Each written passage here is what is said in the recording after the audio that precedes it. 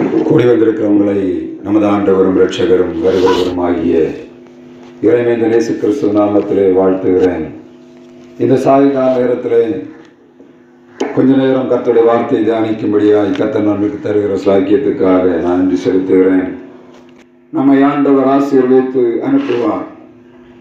கர்த்தருடைய வார்த்தை சொல்லுகிறது, என்னாகமும் 9ஆம் அதிகாரம் 23ஆம் வசனத்திலே, கர்த்தருடைய கட்டளையின்படியே பாளையம் இறங்குவார்கள், கர்த்தருடைய கட்டளையின்படியே பிரயாணம் பண்ணுவார்கள், கர்த்தர் மோசையை கொண்டு கட்டளையிடுகிறபடியே கர்த்தருடைய வாசலை காத்துக் கொள்ளுவார்கள்.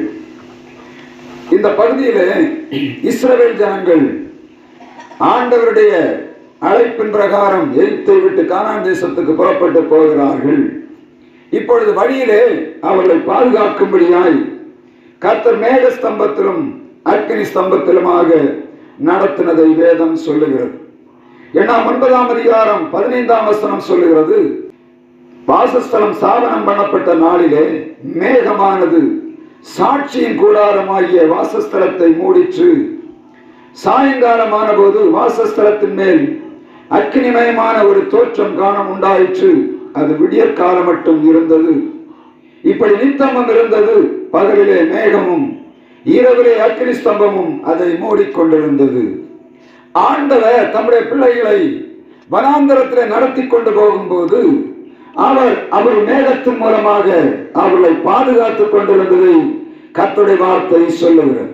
இந்த இடத்துல கர்த்தர் தம்முடைய ஊழியத்தை ஸ்தாபனம் பண்ணிய நாட்களில் இருந்து கர்த்தருடைய மகிமை இதிலே நிரம்பி இருக்கிறது. அதனால தான் கர்த்தர் தம்முடைய ஊழியத்தை தொடர்ந்து நடத்தி கொண்டு வருகிறார். வசனம் தெளிவாய் சொல்லுகிறது, சில நேரங்களிலே மேகம் காலையிலே தங்கி சாயங்காலம் புறப்படும். சில நாட்களிலே 1-2 நாட்கள் தங்கி இருக்கும், அதற்கு பின்பாக அந்த மேகம் புறப்படும். சில நாட்களிலே மாத கணக்கிலே தங்கி இருக்கும். அந்த மாத கணக்கில் தங்கி இருக்கிற நாட்களில் இஸ்ரவேல் ஜனங்களுக்கு உட்கார்ந்திருப்பார்கள், எல்லா காரியத்தையும் செய்வார்கள். அந்த தங்கி இருக்கிற மேகம் தங்கி இருக்கிற நாட்களில் இஸ்ரவேல் ஜனங்கள் பாளையத்தை காத்துக் கொண்டிருப்பார்கள், கர்த்தருடைய காவலை காத்துக் கொண்டிருப்பார்கள் என்று வேதம் சொல்லுகிறார். அதே போல சில இடங்களிலே வருட கணக்கிலே உட்கார்ந்திருக்கும். அப்பொழுதும் இந்த இஸ்ரவேல் ஜனங்கள் கர்த்தருடைய காவலை காத்துக் கொண்டிருப்பார்கள். நிலையாக ஒரு இடத்திலே அவர் உட்கார முடியாது. ஏனென்று சொன்னால் அவருடைய பிரயாணம் கானான் தேசத்துக்கு போக வேண்டும். எனவே கர்த்தர் குறிக்கிற நாள் வரையிலும் அதில் இருப்பார்கள். கர்த்தர் குறிக்கிற நாள் முடிந்தவுடனே அவர்கள் புறப்பட்டு போவார்கள். ஆனால் கர்த்தருடைய மகிமை அவளோடு கூட போகும். கர்த்தருடைய பெட்டியும் கர்த்தருடைய மகிமை அவளோடு கூட போகும். எந்த இடத்துல பாளையம் இறங்க வேண்டுமோ அந்த இடத்துல இறங்குவார்கள். எந்த இடத்துல புறப்பட வேண்டுமோ கர்த்தர் புறப்படும்படியாய் செய்வார். நாம் முக்கியமாக பார்க்க வேண்டிய காரியம் என்னன்னா, வசனம் தெளிவாய் சொல்லுகிறது, கர்த்தருடைய கட்டளையின்படியே பாளையம் இறங்குவார்கள், கர்த்தருடைய கட்டளையின்படியே பிரயாணம் பண்ணுவார்கள். கர்த்தர் மோசையை கொண்டு கட்டளையிட்டபடியே கர்த்தருடைய வாசலை காத்துக் கொண்டிருப்பார். 3 காரியத்தையும் கர்த்தருடைய கட்டளையின்படியே, கர்த்தருடைய கட்டளையின்படியே என்று 2 காரியத்தை சொல்லுகிறார். கர்த்தர் மோசையை கொண்டு கட்டளையிடுகிறபடியே கர்த்தருடைய வாசலை காத்துக் கொள்ளுவார்கள். முதலாவதாக கர்த்தர் கட்டளையிடுவார், தங்க வேண்டும். இரண்டாவதாக கர்த்தர் மோசையை கொண்டு சொல்லுவார், ஜனங்கள் பாளையத்திலே கர்த்தருடைய காவலை காக்க வேண்டிய முறையை மோசைக்கு கொடுத்து அதன்படியாக ஜனங்கள் மோசையின் வார்த்தையின் பிரகாரமே கர்த்தருடைய காவலை காத்துக் கொண்டிருப்பார்கள். எப்பொழுது கர்த்தர் கட்டளையிடுவாரோ அப்பொழுது புறப்பட வேண்டும். அதுதான் ஆண்டவர்களுக்கு வைத்திருந்த ஒரு முக்கியமான காரியம். இன்றைக்கு கிளம்புவோமா, இன்றைக்கு நாம் புறப்படுவோமா, இல்லை இங்கே இருப்போமா என்று தெரியாது. பகலிலே சில நேரத்தில் மேகம் கிளம்ப வேண்டும் இஸ்ரவேல் ஜனங்கள். சில நேரத்தில் இரவிலே கிளம்ப வேண்டும். ஏனென்று சொன்னால் எந்த நேரம் மேகம் கிளம்பினாலும் அதனோடு கர்த்தருடைய மகிமை போய்கொண்டிருக்கும். பகலிலே சூரியனுடைய வெப்பத்தை தணிக்கும்படியாய் மேகம் உட்கார்ந்திருக்கும். இரவு நேரத்திலே அவர்களுக்கு வெளிச்சம் காட்டும்படியாய் அக்கினி ஸ்தம்பம் வெளிப்படுவதை நாம் பார்க்க முடியும். மேக ஸ்தம்பத்தில் அக்கினி ஸ்தம்பத்திலும் இருந்து நடத்தின ஆண்டவர் எப்பொழுது கட்டளை கொடுக்கிறாரோ அப்பொழுது ஜனங்கள் புறப்பட வேண்டும். எப்பொழுது கட்டளை கொடுக்கிறாரோ அப்பொழுது அவர்கள் பிரயாணத்திலே உட்கார்ந்திருக்க வேண்டும். கர்த்தர் கட்டளை கொடுத்து மோசையை கொண்டு சொல்லுகிறது போல அவர்கள் பாளையத்தை காத்துக் கொண்டிருக்க வேண்டும். நம்முடைய ஊழியமானது கர்த்தரை ஸ்தாபித்திருக்கிற அவருடைய ஊழியமானது அது கர்த்தருடைய கட்டளையின்படியே செய்யப்படும் என்று சொன்னால் கர்த்தருடைய மகிமை வருங்காலங்களிலே காணப்படும். கர்த்தர் கட்டளையிட்டபடியே என்று வேதத்திலே ஒரு சில இடங்களிலே நாம் பார்க்க முடியும். முதலாவதாக கர்த்தர் ஒரு இடத்திலே கட்டளை கொடுக்கிறார். யாருக்கு? நோவாவுக்கு கர்த்தர் கட்டளை கொடுக்கிறார். நோவா செய்த வேலை என்ன? கர்த்தர் நோவாவை கொண்டு சொன்னார், ஒரு பேழையை உருவாக்க வேண்டும். சர்வலோகம் பாவத்துக்கு அடிமையாக கிடக்கிறது. தேசத்தை அனுக்கிரகம் பண்ண போகிறேன். எல்லா ஜனங்களையும் அழிக்க போகிறேன். ஆதாமுடைய சந்ததியிலிருந்து நோவாவுடைய சந்ததி வரையிலும் காணப்பட்ட ஜனங்கள் பாவம் செய்தபடியினாலே அவருடைய இருதயத்தின் நினைவுகள் எல்லாம் நித்தமும் தோற்றமெல்லாம் நித்தமும் பொல்லாயதா இருக்கிறது என்று கண்டு கர்த்தர் பூமியிலே மனுஷரை உண்டாக்கினதற்காக மனஸ்தாபப்பட்டார். அந்த பூமியிலே நோவாவை கர்த்தர் தெரிந்தெடுக்கிறார். அவனை தெரிந்தெடுத்து அவனிடத்திலே சொல்லுகிறார், இந்த சந்ததியிலே உன்னை எனக்கு முன்பாக நீதிமானாக கண்டேன். நீ தப்பிக்கொள்ள வேண்டும், உன்னுடைய சந்ததி தப்பித்துக் கொள்ள வேண்டும். எனவே இந்த பேழை ஒன்றை உருவாக்கு என்று சொன்னார்.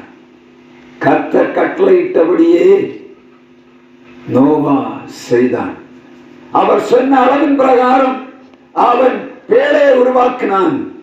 அவர் என்ன எப்படி செய்ய வேண்டும் என்று சொன்னாரோ அப்படியே பேழையை உருவாக்கினான். ஏற்ற நேரம் வந்தது. எல்லா ஜனங்களும் நோவாவுடைய வார்த்தைக்கு கீழ்ப்படியாதபடி தங்கள் இஷ்டம் போல செய்தார்கள். ஜலப்பிரளயத்திலே அழிக்கப்பட்டார்கள். கிட்டத்தட்ட 120 வருடங்கள் நீதியை பிரசங்கித்தவனாகிய நோவாவுடைய சத்தத்தை ஒரு மனிதனும் கேட்கவில்லை. ஆண்டவர் சொன்னது போல செய்தார். கர்த்தர் கட்டளையிட்டபடியே நோவா செய்தான். கர்த்தர் கட்டளையிட்டபடியே ஜோடு ஜோடாக மிருகங்கள் பிராணிகள் எல்லாம் நோவாவின் பேழைக்குள் பிரவேசித்தன. 120 வருடம் பிரசங்கம் பண்ணின நோவாவுடைய பிரசங்கத்தை கேட்கும்படியாய் அவனுடைய குடும்பத்திலே மொத்தம் 8 பேர் மாத்திரம் இருந்தார்கள். பாதுகாக்கப்பட்டது 7 பேர். அவனோடு சேர்ந்து 8 பேராக அந்த நோவாவுடைய பேழையிலே பிரவேசித்தார்கள். ஆண்டவருடைய ஊழியத்தை நோவா செய்தது போல நாமும் செய்து வருகிறோம். விதைத்துக் கொண்டிருக்கிறோம். அறுவடையை காண முடியவில்லை. ஆனால் கர்த்தருடைய வார்த்தை சொல்லுகிறது, கர்த்தர் கட்டளையிட்டபடியே நோவா பேழையை உண்டு பண்ணினான். நோவாவின் பேழைக்குள்ளே திரளான ஜனங்கள் பாதுகாக்கப்பட முடியவில்லை. ஒன்றே ஒன்று அவருடைய குடும்பம் மாத்திரம் பாதுகாக்கப்பட்டதாக வேதம் சொல்லுகிறது. கர்த்தர் கட்டளையிட்டபடியே அவன் செய்தான். யோனா என்று சொல்லக்கூடிய இன்னொரு மனிதனையும் அவனுடைய வாழ்வை நாம் பார்க்க முடியும். கர்த்தர் சொல்லுகிறார், மகா நகரமாகிய நினிவே பாவத்தின் அடிமைத்தனத்துக்குள்ளே கிடக்கிறது. இந்த ஜனங்களை மீட்டெடுக்கும்படியாய் உன்னை அனுப்புகிறேன் என்று சொன்னார். கர்த்தருடைய வார்த்தையை பெற்ற யோனா தீர்க்கதரிசி ஆண்டவருடைய வார்த்தையை கீழ்ப்படியாதபடி ஈசம் போல ஓடும்படியாய் கர்த்தர் சொல்லுகிறார். யோனா தீர்க்கதரிசியை பார்த்து, நீ மகா நகரமாகிய நினிவேக்கு விரோதமாக போய் அங்கே அந்த ஜனங்களை எச்சரி, இன்னும் 40 நாட்களிலே நினிவே கவிழ்க்கப்பட்டு போகும் என்று சொல்லி பிரசங்கம் பண்ணும்படியாய் அவனிடத்திலே சொல்லுகிறார். அவனோ ஆண்டோட வார்த்தையை அலத்தட்டி விட்டு அவன் நினைத்த தேசமாகிய தர்சீசுக்கு ஓடி போனான். கப்பலிலே ஏறி ஓடி போகும்போது கர்த்தருடைய தண்டனை அங்கே உருவாகிறது. கப்பலிலே உட்கார்ந்திருக்கிற ஜனங்களுக்கு எல்லாருக்கும் பிரச்சனை உண்டாகும்படியாய் கர்த்தர் தேசத்தை அந்த கப்பலை ஆசைக்கிறதை வேதம் சொல்லுகிறது. யோனாவின் மூலமாக அவனுக்கு மாத்திரமல்ல, அவனோடு பிரயாணம் பண்ண எல்லாருக்கும் பிரச்சனை உண்டாகுது. கர்த்தர் அனுப்பின காற்று மாலுமியின் அந்த கப்பலை மசைய பண்ணினது. சீட்டை போட்டு பார்த்தார்கள், தப்பிக்க முடியவில்லை. எல்லாவற்றையும் எடுத்து கப்பலை அவர்கள் லகுவாக்கும்படியாக தீவிரம் பண்ணினார்கள். ஆனால் நடக்கவில்லை. இப்பொழுது சீட்டு போட்டு பார்க்கிறார்கள், என்ன நடக்கிறது? யோனா கப்பலின் அடித்தட்டில போய் சுகமாக படுத்துக் கொண்டிருக்கிறான். இவன் பேர்ல சீட்டு விழுந்தது. கப்பல் மாலுமி தேடுகிறான். யோனா எங்கே? அவன் அடித்தட்டில் அமைதியாக படுத்துக் கொண்டு கிடக்கிறான். அலை அடித்துக் கொண்டிருக்கிறது. கர்த்தர் சொல்லுகிறான். மாலுமி கேட்கிறான், நீ யார்? எங்கிருந்து வந்தவன்? அவன் சொல்லுகிறான், நான் சர்வ வல்லவராகிய இஸ்ரவேல் தேவனாகிய கர்த்தரை விட்டு ஓடி போகிறேன். அவர் என்னை நினிவேக்கு போக சொன்னார். நான் போக மாட்டேன். தர்சீசுக்கு போகும்படியாக கப்பல் ஏறிவிட்டேன். என்னை தூக்கி கடலிலே போட்டு விடுங்கள், உங்களுடைய அலைகள் அடங்கும் என்று சொன்னான். இவ்வளவு பிரச்சனை வந்த போதும் யோனாவுக்கு ஆண்டோடைய வார்த்தை கீழ்ப்படிய வேண்டும் என்று சொல்லக்கூடிய எண்ணம் வரவில்லை. அவன் கீழ்ப்படியாதபடி, நான் செத்தாலும் பரவாயில்லை, இந்த நினைவைக்கு நான் போக மாட்டேன் என்று சொல்லி அவன் ஆண்டோடைய சமூகத்தை விட்டு ஓடி போய் கொண்டிருக்கும் போது இவன் நினைத்தான் எல்லாம் முடிந்து போயிற்று. ஆண்டவர் ஒரு மீனுக்கு கட்டளையிட்டார். அது வந்தது, யோனாவை விழுங்கினது. 3 நாட்கள் கடலுக்குள்ளே ஆழி என்னை செத்திக் கொண்டது, கடற்பாசி என்னை மூடிக்கொண்டது. இன்னும் நான் நினைப்பேன் என்று சொல்லி 3வது நாள் கர்த்தரிடத்தில் ஒப்புக் கொடுக்கிறான். கர்த்தர் கட்டளையிட மீன் யோனாவை கரையிலே கக்கி போட்டது. கர்த்தர் கட்டளையிட்டார். கர்த்தர் கட்டளையிட்டார். கர்த்தர் கட்டளையிட்டார்.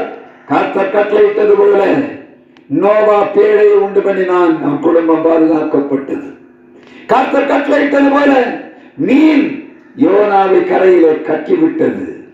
கர்த்தர் கட்டளையிட்டது போல இஸ்ரவேல் ஜனங்கள் பாளையத்துக்குள்ளே வந்து உட்கார்ந்தார்கள். கர்த்தர் கட்டளையிட்டபடியே புறப்பட்டார்கள். கர்த்தர் யோனா மோசையை கொண்டு கட்டளையிட்டபடியே, கர்த்தர் மோசையை கொண்டு கட்டளையிட்டபடியே இஸ்ரவேல் ஜனங்கள் தேவனுடைய காவலை காத்துக் கொண்டிருந்தார்கள். கர்த்தர் கட்டளையிடுகிறபடியே செய்வோம், ஊழியம் கட்டப்படும். கர்த்தர் கட்டளையிடாத ஒன்றையும் செய்யாதிருப்போமாக. கர்த்தர் தம்முடைய சுத்தத்தை நிறைவேற்றுவார். அவர் சொல்லுகிறபடி செய்வோம். கர்த்தர் தொடர்ந்து நடத்துவாராக. இந்த ஆலயம் கட்டப்பட வேண்டும் என்று சொல் நோக்கத்தோடு தான் இத்தனை வருடங்களும் போராடி கொண்டிருக்கிறோம். 18 வருடங்களுக்கு முன்பாக இந்த இடத்திலே ஆலயம் ஸ்தாபனம் பண்ணப்பட்டது. கர்த்தருடைய கூடாரமான ஸ்தாபிக்கப்பட்டிருக்கிறது. உடன்படிக்கை பெட்டியான ஸ்தாபிக்கப்பட்டிருக்கிறது. கட்ட வேண்டிய நேரம் சீக்கிரமாய் வரும். சாலோமோன் தேவாலயத்தை கட்டின போது அந்த தேவாலயத்துக்குள்ளே கர்த்தருடைய மகிமை வந்தது. கர்த்தர் கட்டளையிட்டபடியே செய்வோம். கர்த்தர் தொடர்ந்து நடத்துவாராக.